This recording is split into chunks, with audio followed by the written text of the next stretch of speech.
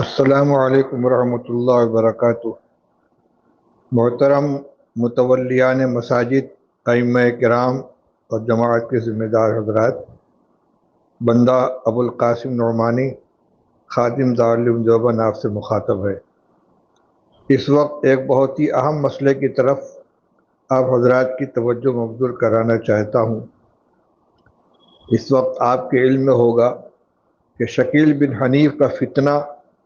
پورے ہندوستان کے اندر بہت تیزی کے ساتھ پھیل رہا ہے، جو مہدویت اور مسیحیت کا دعویٰ کرتا ہے، اور بھولے بھالے مسلمان جن کو دینی تعلیمات سے تعلق نہیں ہے، دینی معلومات ان کے پاس نہیں ہے، ان کے درمیان خفیہ طور سے شکیل بن حنیف کے کارندے اپنی محنت کرتے ہیں اور بڑی تعداد میں لوگ اس کا شکار ہو رہے ہیں۔ ہمارے دوست سید ذیشان حسن قادری نے جو فتنہ شکیلیت اور فتنہ قادیانیت کے خلاف احباب کو متوجہ کر کے اور خود اس میں شریک ہو کر بڑے پیمانے پر فتنہ شکیلیت کے مقابلے میں محنت کر رہے ہیں، انہوں نے اس طرف متوجہ کیا ہے کہ ان کے جو ساتھی پٹنہ، جے پور اور حیدرآباد وغیرہ میں اس میدان میں کام کر رہے ہیں، ان کا یہ احساس ہے کہ رمضان المبارک کے آخری عشرے میں شکیلی کارندے انجان جگہوں پر دور دراز کے علاقوں میں مساجد کے اندر اعتکاف کے نام پر جا کر مقیم ہو جاتے ہیں۔ بظاہر بڑے دیندار ہوتے ہیں، لوگ ان سے متاثر ہو جاتے ہیں، اور وہ آہستہ آہستہ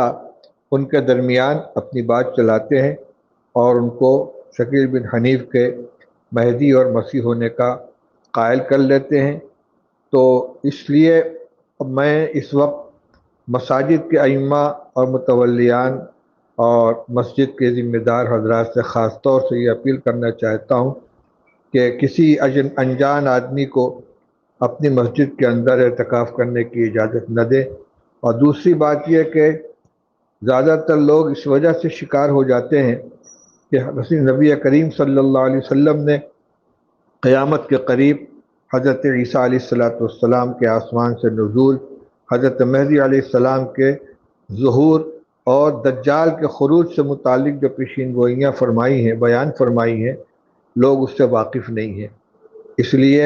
علماء کرام کی ذمہ داری ہے، ائمہ مساجد کی کا یہ فریضہ ہے کہ وہ عوام کو حضرت عیسیٰ علیہ السلام کے نزول، اسی طرح حضرت مہدی کے ظہور اور دجال کے خروج سے متعلق احادیث میں جو پیشین گوئیاں ہیں مطالعہ کر کے اس کی جانکاری حاصل کر کے عوام کے سامنے ان کو بیان کریں، جمعہ کے خطبات میں بھی اس کو بیان کریں۔ اس کے علاوہ عام طور سے اعتکاف کے دوران لوگوں کی تعلیم کے لیے کچھ بیانات بھی ہوتے ہیں، اس میں ان کو بیان کریں، اور اس سلسلے کی معلومات نیٹ کے اوپر بھی مل جائیں گی، دیوبند سے بھی حاصل کی جا سکتی ہیں، باقاعدہ اس پر کتابیں تصنیف کی جا چکی ہیں۔ مولانا شاہ عالم صاحب کا بھی رسالہ ہے، مولانا قاسم حسن سنبھلی صاحب کی بھی کتاب ہے، دارالعلوم دیوبند سے بھی فتویٰ شائع ہوا ہے جو نیٹ پر موجود ہے،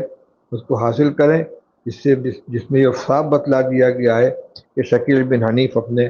باطل عقائد کی بنا پر اسلام سے خارج ہے، اور جو لوگ بھی اس کو برحق مان کر اس کے ہاتھ پہ بیعت کریں گے وہ بھی اسلام سے خارج ہوں گے۔ لوگوں کے ایمان کی حفاظت کے لیے ہمیں اپنی ذمہ داری کو محسوس کرنا چاہیے۔ اللہ تعالیٰ ہم اس کی توفیق نصیب فرمائے۔